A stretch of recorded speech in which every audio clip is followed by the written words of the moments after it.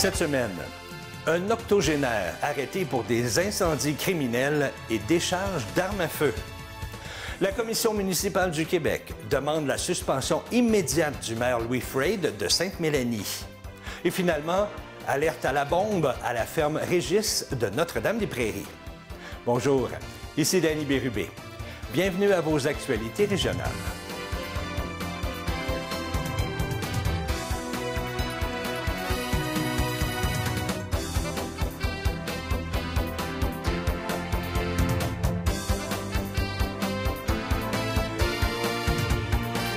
Bonjour à vous.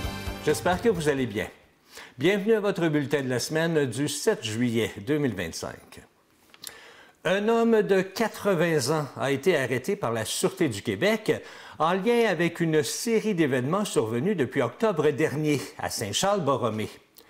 Jean-Paul Filion, résident de cette municipalité, fait face à plusieurs chefs d'accusation, notamment d'incendies criminels et de décharge d'armes à feu. L'individu a été appréhendé à son domicile le 3 juillet dernier et a comparu au palais de justice de Joliette. Il demeure détenu jusqu'à sa prochaine comparution prévue le 11 juillet.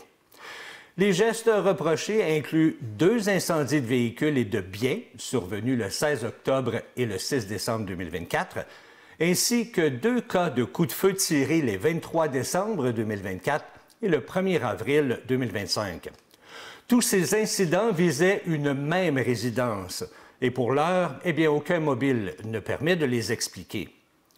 2 perquisitions menées la semaine dernière ont permis aux enquêteurs de saisir un fusil muni d'un silencieux, un fusil tronçonné, plusieurs armes blanches ainsi que divers éléments de preuve. La population est invitée à transmettre toute information pertinente de manière confidentielle à la centrale de l'information criminelle au numéro affiché à l'écran. À Sainte-Mélanie, la pression monte sur le maire Louis Freyd. La Commission municipale du Québec, la CMQ, demande sa suspension immédiate, estimant que la gravité de la situation impose un retrait temporaire de ses fonctions dans l'attente du procès prévu d'ici la fin de l'été. Jeudi dernier, une vingtaine de citoyens se sont rendus au palais de justice de Joliette, là où le maire tentait de conserver son poste devant la Cour supérieure. Selon la CMQ, ces gestes auraient nui à la crédibilité du conseil municipal en alimentant un climat de défiance. Selon l'organisme, le maire utiliserait son statut d'élu dans le but de s'avantager personnellement par rapport à son projet de lotissement. Ses avocats contestent cette demande de suspension, le qualifiant de mort politique alors que les élections municipales approchent à grands pas. Dans un contexte de tension accrue, de plus en plus de voix s'élèvent au sein de la communauté pour exiger son départ. Dimanche dernier, alors qu'ils faisaient leurs emplettes, les clients de la ferme Régis à Notre-Dame-des-Prairies ont été surpris par l'arrivée de plusieurs véhicules de la Sûreté du Québec. Un appel a été logé auprès de la police vers 13 heures, signalant la présence d'un colis suspect dans l'établissement. Tous les clients présents ont été évacués d'urgence afin qu'un agent spécialisé puisse vérifier le colis. Après plusieurs minutes, il s'est avéré que le colis en question n'était pas dangereux et que l'alerte était infondée. La direction de l'établissement a refusé de commenter l'incident. Personne n'a été blessé lors de l'intervention qui a duré environ 20 minutes. L'année dernière, l'organisme Au cœur de l'île a reçu du gouvernement du Québec une subvention de 150 000 $ pour un projet de sensibilisation à la violence conjugale. Ce projet visait à créer une trousse d'outils informatifs.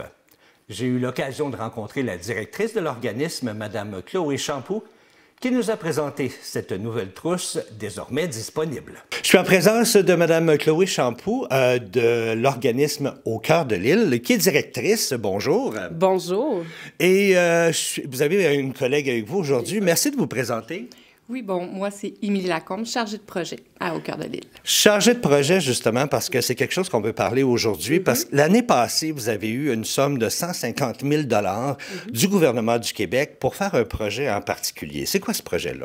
Oui, en fait, bien, l'année passée, on a eu l'annonce de ce financement-là pour un projet de sensibilisation destiné à l'entourage des personnes auteurs de comportements violents en contexte conjugal et familial. L'idée nous est venue suite à de la demande de la part des proches des personnes auteurs de comportements violents sur nos services, puis comment ils pourraient mieux agir auprès de leurs proches pour les référer vers des ressources comme Au cœur de l'île. Donc, c'est vraiment pour répondre à ce besoin-là qu'on a obtenu un financement du secrétariat à la condition féminine et on est très fiers de mentionner qu'on a collaboré avec la Lueur du Phare de la Naudière et la Maison d'hébergement pour femmes victimes de violences conjugales, La Traverse, pour développer le contenu de cette trousse. Fait que donc, vous parlez d'une trousse, justement. Qu'est-ce que ça contient, cette trousse-là? Oui, bien, en fait, la trousse, elle vise principalement à outiller l'entourage des personnes auteurs de comportements violents à mieux déceler la violence conjugale et familiale, mais aussi à savoir comment agir de façon sécuritaire et responsabilisante lorsqu'elles en sont témoins. Donc, évidemment que les proches sont souvent les premières personnes qui peuvent déceler les signes de violence auprès de leur entourage. Donc, de savoir comment intervenir de façon sécuritaire et responsabilisante et accompagner finalement leurs proches qui seraient auteurs de violences vers les ressources adaptées, par exemple comme Au cœur de l'île. Bien, on pense que ça fait partie de la solution, en fait, parce que les proches ont également un rôle à jouer dans la prévention de la violence conjugale et familiale. Et j'imagine que si vous avez décidé de sortir cette trousse-là, justement, c'est parce que vous avez souvent des appels ou des gens de proches de ces personnes-là qui viennent vous demander conseil. Oui, absolument. Mais il est important de rappeler que la responsabilité, même si le proche peut jouer un certain rôle dans l'accompagnement de son proche vers nos ressources, la responsabilité de la demande d'aide appartient toujours à la personne qui agit la violence. Mais évidemment que le rôle du proche est non négligeable, étant donné le lien de confiance souvent qu'ils entretiennent avec l'entourage. Et qu'est-ce qu'on retrouve dans cette fameuse trousse-là? Oui, bien en fait, je céderai la parole à ma collègue qui va vous parler un peu plus c'est quoi l'entourage des personnes, qu'est-ce qu'on entend par entourage des personnes auteurs de violence. Oui, en fait, la trousse, ça s'adresse à toute personne qui gravite autour d'une personne auteur de violence, que ce soit les membres de la famille, les amis, partenaires, ex-partenaires ou collègues de travail, qui sont conscientes ou témoins de ces comportements violents-là. Elle pourrait aussi également être victime, que ce soit direct ou indirect. L'important, c'est si la personne est victime directe de ces comportements, la priorité, c'est de prendre soin de son bien-être et de sa sécurité et d'aller chercher de l'aide. Il y a des ressources disponibles partout à travers le Québec, puis on l'invite à contacter SOS Violence conjugale. Puis si on prend le petit pamphlet qu'on voit derrière nous ici, qui est la fameuse trousse, êtes-vous capable de me dire quelque chose qu'il y a là-dedans, exemple, là? Quelques exemples? Oui, tout à fait. Bien, il y a 5 sections différentes. Il y en a une, c'est « Est-ce de la violence ?» Donc, c'est tous des comportements qui sont observables par les membres de l'entourage chez la personne auteur. La même chose au niveau du C de la violence, là, ce qui est observable chez la victime, mais aussi chez la personne auteur des comportements violents. On a aussi « Qu'est-ce que je peux faire ?» Donc, c'est comment accompagner la personne pour aller chercher de l'aide, comment lui parler de mes inquiétudes face à ces comportements. On parle aussi des services d'Au cœur de l'île, donc étape par étape, tout le processus au travers de nos services. Il y a une section, c'est quoi faire si tu es inquiet. Et là, on adresse vraiment les situations à risque. Donc, si je suis témoin de comportements violents, si la personne auteur a des idées suicidaires, s'il y a un risque homicidaire sur une autre personne ou s'il y a de la maltraitance envers un enfant. Puis la dernière partie, et non la moindre, c'est comment prendre soin de moi comme proche. Qui est important. Fondamental. Là, je vois que vous avez une version papier. Est-ce que c'est seulement disponible en papier ou en numérique aussi? En fait, on a les deux. Présentement, on a 1500 copies papier disponibles, puis on a aussi la version numérique qui est disponible sur notre site Web. Notre stratégie de diffusion vise la région de la Naudière. Par contre, la trousse numérique est disponible pour tous à travers le Québec. Qui est une bonne chose. Si quelqu'un veut se procurer en papier, à quel endroit il peut le trouver? En fait, ils peuvent nous appeler directement au bureau ou nous envoyer un courriel. Nos coordonnées sont disponibles sur notre site Web également. Merveilleux. Puis on va écrire le site Web dans le bas, comme ça, de l'écran. Comme ça, les gens vont pouvoir au moins télécharger numérique. J'aimerais, en terminant, que vous nous parliez un petit peu en tant que directrice, même si on a fait une émission ensemble l'année dernière, j'aimerais que vous rappeliez aux gens votre organisme. C'est quoi le but principal de l'organisme et à quoi il sert et comment vous faites pour aider ces gens-là? Oui, bien, en fait... Au Cœur de l'Île, c'est un organisme communautaire autonome à mandat régional. Donc, on dessert l'ensemble de la région de la Naudière. Notre mission, c'est d'accompagner dans une démarche de responsabilisation et de changement des hommes en difficulté relationnelle et des personnes, hommes et femmes, auteurs de comportements violents, principalement en contexte conjugal et familial. Donc, la principale porte d'entrée pour accéder à nos services, c'est le téléphone. Comme l'a bien mentionné Émilie, nos coordonnées seront disponibles sur notre site Web. Donc, si vous vous inquiétez, que vous vous questionnez par rapport à vos propres comportements et que vous cherchez de l'aide, bien, n'hésitez pas à nous appeler. On a un accueil, une approche de non-jugement. Donc, c'est des intervenants qui répondent au bout du fil puis qui vont pouvoir là, vous accompagner dans votre démarche. Fait que donc, le téléphone, c'est autant disponible pour ceux qui ont des problèmes de comportement violent et aussi pour les proches. Bien, en fait, évidemment, si des proches nous contactent pour avoir de l'information concernant nos services, ça va nous faire plaisir de prendre le temps avec eux, mais on n'a pas de service spécifiquement dédié aux proches. Mais grâce à la trousse de sensibilisation et d'information, maintenant, notre équipe est mieux outillée pour accompagner l'entourage vers les bonnes ressources, mais cette trousse-là va être également déployée partout à travers la Naudière. Émilie va faire des présentations de services dans les organismes communautaires de la région, mais également dans les institutions plus larges comme les corps policiers et le Centre de santé et services sociaux de la Naudière. Très beau projet, très belle initiative, puis on vous souhaite que ça rejoigne le plus de monde possible, le plus de monde dans le besoin. Alors, merci beaucoup pour ça, puis on vous souhaite une belle continuité à vous deux. Merci, Dani. La ville de Saint-Charles-Borromée a annoncé la mise en ligne de Charles, un nouveau robot conversationnel conçu pour aider les citoyens à trouver de l'information municipale rapidement. Accessible via une fenêtre de clavardage sur le site de la ville de Saint-Charles-Borromée, Charles peut répondre à des questions sur les horaires, les règlements, les collectes, les emplois et d'autres services de la ville. Ce robot fonctionne grâce à l'intelligence artificielle et respecte la loi 25 sur la vie privée, donc aucune donnée personnelle n'est recueillie. Charles a été développé par la firme Blanco de Joliette et son implantation fait partie du plan stratégique de 2021-2030 de la ville. Il sera bientôt suivi par une banque d'informations municipales prévue pour l'automne. Le maire Robert Bibeau affirme que cet outil ne remplace pas le service à la clientèle, mais vient le compléter, surtout en période de fort achalandage. La conseillère Jenny Tremblay ajoute que le but est de faciliter l'accès à l'information, même pour ceux qui ne sont pas à l'aise avec Internet. Le projet Plume Âge fête ses 10 ans.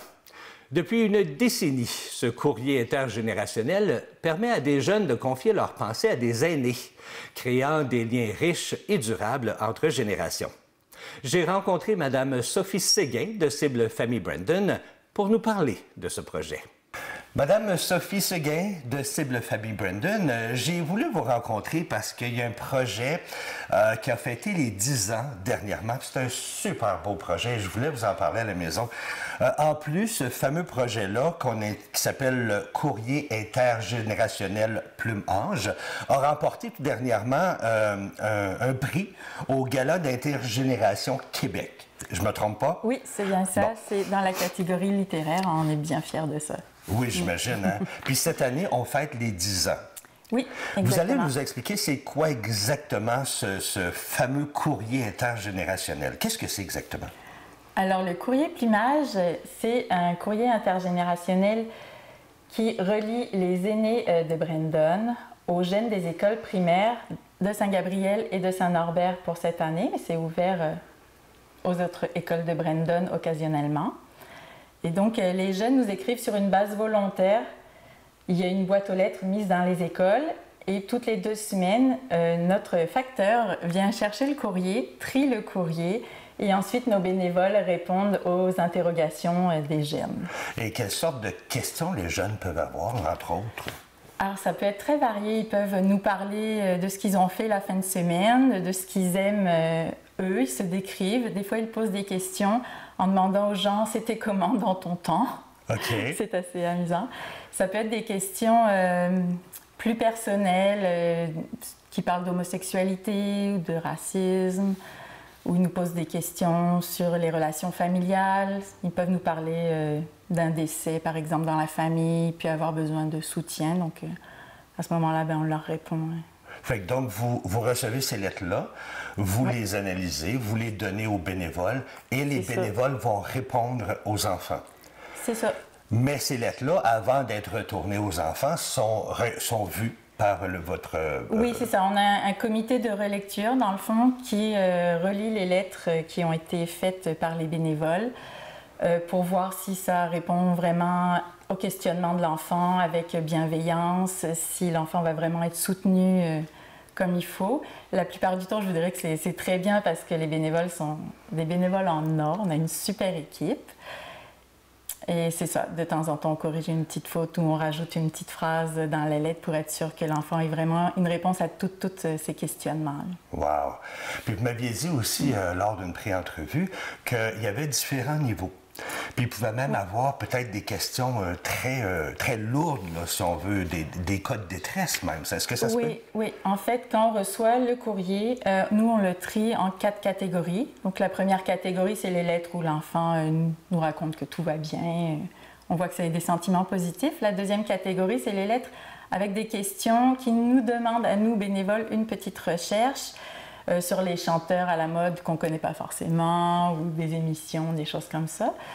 La troisième catégorie, c'est quand l'enfant nous pose des questions un peu plus lourdes, qui nous parle d'un deuil justement, ou qui nous dit qu'il subit de l'intimidation, ou qui... Ça va jusque-là? Oui. OK. Selon le niveau de la lettre, là, c'est ça. Quand c'est des sentiments qui ne sont pas des sentiments positifs, dans le fond, on attache une attention plus particulière. Puis on a des lettres, la catégorie 4, là, c'est quand ça demande vraiment une intervention immédiate. Et ça, c'est pas fait par les bénévoles, à ce moment-là? Non, à ce moment-là, ces lettres-là, on les donne à notre intervenante, à Cible Famille Brandon, qui va communiquer là, avec les ressources nécessaires pour soutenir l'enfant. OK. Par exemple, dans des cas d'intimidation, il y a des enfants qui nous parlaient aussi qui s'auto-mutilaient. Ah, c'est triste. Mais ils se confient à nous, donc ils nous le disent quand même. Ouais. Mon Dieu, c'est une bonne... Oui, fait que là, on demande aussi aux enfants s'ils acceptent qu'on partage leurs secrets, qu'ils nous disent à ce moment-là. OK. Parce qu'on ne veut pas trahir leur confiance, mais quand ils ont vraiment besoin d'une assistance immédiate, évidemment, on intervient. Ça, c'est des enfants du primaire, c'est ça? Des enfants du primaire. On ne le fait pas avec le secondaire, on le fait juste avec le primaire. OK. Puis vous avez présentement au-dessus de 69 bénévoles, présentement? Non, on a eu 69 bénévoles dans les 10 années du projet, en fait. OK. On est une équipe à peu près d'une dizaine de bénévoles, donc qui ne viennent pas tout à chaque rencontre d'écriture, mais c'est à peu près une dizaine de bénévoles. Il y a les bénévoles qui répondent aux lettres et il y a ceux qui font les dessins pour le papier à lettres. Oh, wow! Quel beau projet! J'imagine que vous êtes toujours à la recherche de bénévoles. Oui, tout à fait. S'il y a des gens qui sont intéressés à venir participer au projet, il faut qu'ils viennent me voir à Cible Famille. Puis là, on discute ensemble. On fait une petite formation bénévole pour les outiller un peu pour que ce soit plus facile pour répondre. On a comme des petits trucs là pour les aider parce qu'au début, c'est pas évident. Alors, si vous êtes intéressé à la maison de devenir bénévole pour ce projet Plume Âge, alors vous n'avez qu'à contacter Cible Famille Brandon. Tout ce qu'il faut avoir, c'est d'être retraité. D'être retraité, d'aimer les enfants, d'être bienveillant, puis d'aimer écrire, ça aide quand même. Oui, un petit peu. Puis ça aide à faire évoluer ces enfants-là aussi. Tout à fait. Et là, ça donne vraiment une implication où les gens participent activement à l'évolution des jeunes. C'est vraiment un bel échange. Bien, félicitations. On vous souhaite encore au moins 10-20 ans pour ce projet-là. Oui. Merci beaucoup, Mme Seguin, de vous être arrêtée ici. Puis on vous souhaite bonne chance dans le projet. Merci beaucoup. Je cède la parole à Mme la députée de Berthier. Oui, moment important, Madame, pour s'adresser à nos citoyens. Merci de respecter l'enceinte ici pour souligner un événement marquant qui s'est déroulé dans la communauté de Saint-Gabriel de Brandon, chez nous. Des nouveaux locaux pour Cible Famille Brandon. Célébrait 35 ans. Un espace de soutien pour des parents qui veulent cheminer dans leur rôle. Un organisme qui a fait un truc assez intéressant, un courrier intergénérationnel plume-âge, où les jeunes communiquaient avec des personnes plus âgées, des bénévoles. Belle initiative qui a été récompensée d'ailleurs comme lauréat de l'année dans la catégorie littéraire Intergénération Québec la semaine dernière. Bravo à toute l'équipe pour dévouement, agrandissement porteur d'avenir. J'espère que ça va permettre à Cible Famille Brandon de poursuivre son excellent travail, au moins pour les 35 prochaines années. Merci.